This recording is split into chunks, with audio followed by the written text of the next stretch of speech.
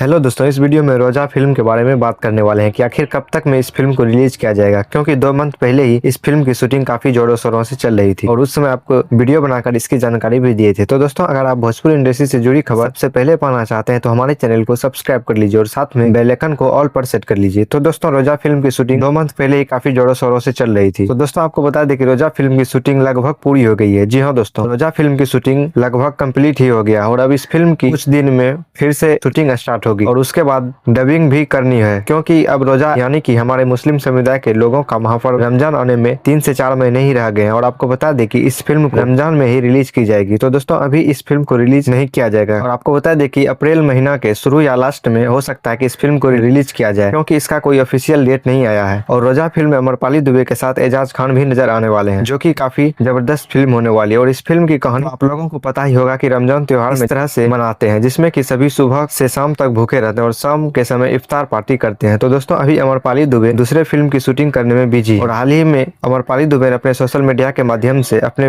Film लाखों में पौले बानी बहुरानी की शूटिंग सेट से एक फोटो शेयर किया। इसके बारे में बताए थे कि इस फिल्म की शूटिंग स्टार्ट हो गई है और इस फिल्म से जुड़ी सभी जानकारी वीडियो बनाकर आप लोगों को बता दिए हैं। आप लोग नहीं देखें तो हमारे चैनल पर जाकर देख सकते हैं। तो दोस्तों, देखते हैं कि रोजा फिल्म की शूटिंग फिर से कब स्टार्ट होती है और इस फिल्म का डबिंग कब होता है। जब इस फिल्म से जुड़ी कोई भी अपडेट आएगा तो आप लोग को वीडियो बनाकर इसकी जानकारी दे देंगे। तो दोस्तों, आप लोगों को अगर फिल्म का अपडेट अच्छा लगा हो तो वीडियो को लाइक और चैनल को सब्सक्राइब कर लीजिए। मिलते हैं अगली वीडियो में, तब तक के लिए धन्यवाद।